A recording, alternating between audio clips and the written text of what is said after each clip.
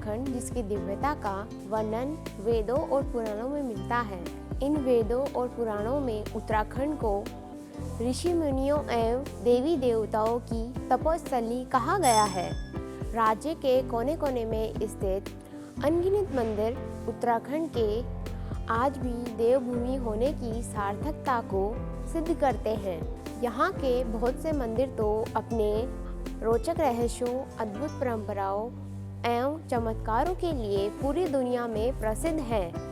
नमस्कार, कुछ सुलझे अनसुलझे रहस्य में आपका स्वागत है। इस डॉक्यूमेंट्री वीडियो में आज हम आपको लेकर आए हैं एक ऐसे ही प्राचीन अलौकिक देहरादून के 4 सिद्धपीठ मंदिरों में जो हैं मांडू सिद्ध, मानक सिद्ध, लक्ष्मण सिद्ध व कालू सिद्ध मंदिर। ये 4 सिद्ध ऐसे सिद्ध हैं जहाँ कई हजारों साल पहले संतों ने कठोर तप किया था। इन चारों सिद्धों की विशेषता है कि यहाँ केवल गुड़ का ही प्रसाद चढ़ाया जाता है व मन मांगी मुरादें पूरी होती है।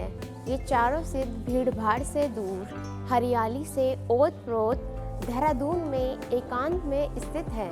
तो आइए देखते हैं सबसे पहले इन मंदिरों की रोचक कथा के बारे में। त्रेता काल में प्रसिद्ध संत श्री अत्रि जी एवं माता अनसुया जी हुए। त्रिदेव कहे जाने वाले ब्रह्मा, विष्णु और महेश तीनों श्री अत्रि जी और माता श्री अनसुया जी की तपस्या की परीक्षा लेने के लिए पृथ्वी पर आए। त्रिदेव उनकी तपस्या से बहुत प्रसन्न हुए। वह वरदान में उनके गर्भ से उसके बच्चे के रूप में जन्म लेने का वादा करते हैं। बाद में माता श्री अनसुया ने एक बच्चे को जन्म दिया जो त्रिदेव का रूप था। उन्होंने अपने पुत्र का नाम दत्तात्रेय रखा। दत्तात्रेय अत्यंत तीक्ष्ण बुद्धि, पराक्रमी और तेजस्वी थे। भगवान दत्तात्रेय ने 24 गुरुओं से ज्ञान प्राप्त किया और सभी प्रकार की विद्याओं में निपुण हो गए। दत्तात्रेय के पास अनेक शक्तियाँ थीं। भगवान दत्तात्रेय आगे चलकर गुरु दत्तात्रेय जी के नाम से लोकप्रिय और प्रसिद्ध हुए। भगवान दत्तात्रेय के 9 नाथ और 84 शिष्य थे। उन्होंने इन सभी को मानव कल्याण के लिए प्रशिक्षित किया। जैसे जैसे समय बीतता गया, भगवान दत्तात्रेय बूढ़े हो गए और उन्होंने अपने सभी शिष्यों को बुलाया। भगवान दत्तात्रेय ने सभी शिष्यों से कहा कि वे भगवान शिव की पूजा करें और उनसे शक्तियाँ प्राप्त करें। भगवान दत्तात्रेय ने सभी शिष्यों को जीवन में सफलता पाने और मानव कल्याण करने का आशीर्वाद दिया। इन सभी शिष्यों ने मानव कल्याण के लिए पूरे भारत में जाकर तपस्या शुरू कर दी। भगवान दत्तात्रेय के इन सभी 84 शिष्यों ने जिन स्थानों पर तपस्या की, वह स्थान बाद में सिद्धपीठ के रूप में प्रसिद्ध हुए। भगवान दत्तात्रेय के 4 शिष्य लक्ष्मण, मानक, कालू और मांडू जी उत्तर भारत में देहरादून आए। उन्होंने कठिन तपस्या की और भगवान शिव को प्रसन्न किया। भगवान शिव ने उन्हें स्वर्ग जाने का वरदान दिया। जिन स्थानों पर भगवान दत्तात्रेय के शिष्यों ने तपस्या की और अपना शरीर त्यागा, वह स्थान अब देहरादून में सिद्धपीठों के रूप में प्रसिद्ध हैं। और अब हम चलते हैं दूसरे सिद्धपीठ मानक सिद्ध मंदिर में।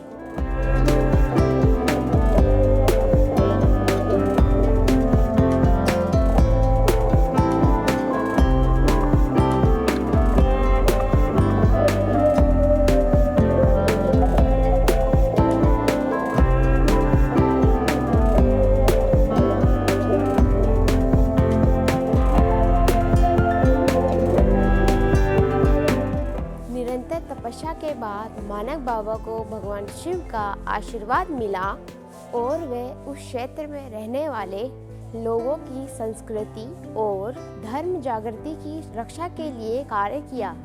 इसके बाद बाबा मानक लोगों के कष्टों को समाप्त करते थे और उनके अनुयायियों का मानना है कि आज भी बाबा अपने भक्तों के कष्टों को समाप्त करने के लिए अपने शिव अवतार में उनका स्वागत करते हैं। मानक सिद्ध मंदिर लोगों के बीच अटूट आस्था का प्रतीक है और देश भर से कई भक्त यहाँ आते हैं। बाबा मानक की मुख्य पूजा रविवार को की जाती है।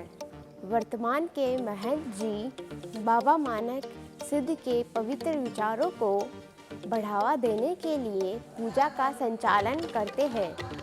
यह मंदिर सामाजिक चेतना और सामाजिक समरसता का केंद्र है। जैसे बाकी सिद्ध पीठों में गुड़ का प्रसाद प्रमुख है, वैसे ही मानक सिद्ध में भी गुड़ का प्रसाद प्रमुख है। यहाँ मंदिर में ज़्यादातर गुड़ का ही प्रसाद भोग में चढ़ाया जाता है।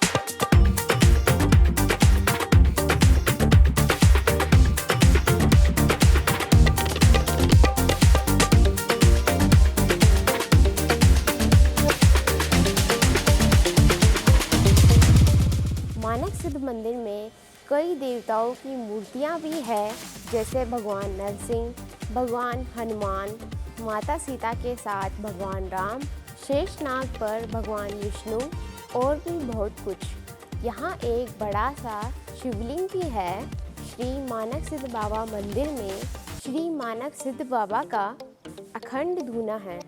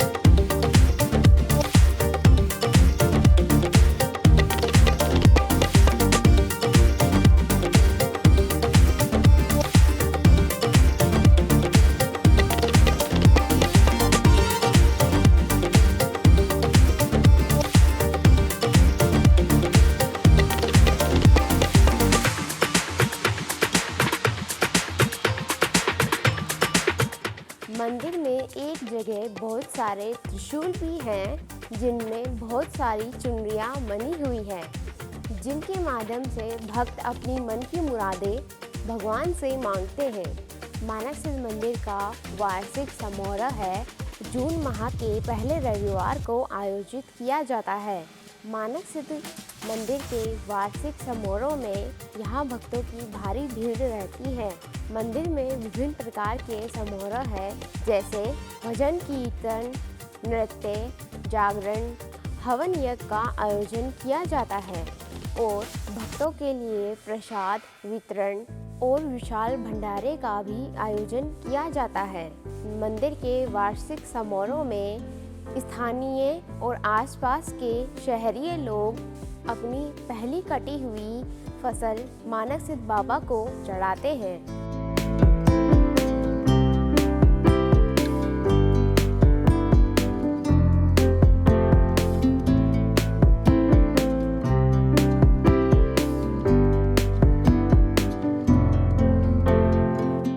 सफलता और धन के लिए भक्त बाबा मानक सिद्ध को अनाज और दूध चढ़ाते हैं।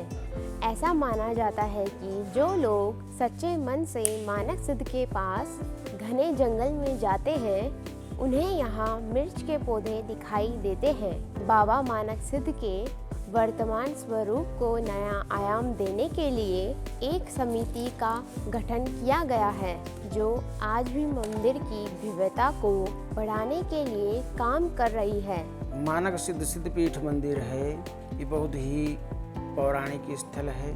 लगभग 20 लाख वर्ष पहले यहाँ मानक सिद्ध बाबा ने जो हमारी ये प्राचीन मूर्तियाँ हैं, इन मूर्तियों के ऊपर तपस्या की, सिद्धि प्राप्त की, भगवान के दर्शन किए। उन्हीं के नाम से ये मानक सिद्धपीठ मंदिर है। यहाँ देहरादून में 4 सिद्धपीठ हैं। ये हमारा मानक सिद्धपीठ मंदिर जो है ये देहरादून के शिमला बाईपास रोड पे जंगल में स्थित है। यहाँ पर गुरु दत्तात्रेय भगवान के ही अवतार हैं। भगवान ब्रह्मा, विष्णु और महेश तीनों के अंशावतार हैं गुरु दत्तात्रेय। और गुरु दत्तात्रेय के ही नवनाथ और नवनाथ के 84 सिद्ध।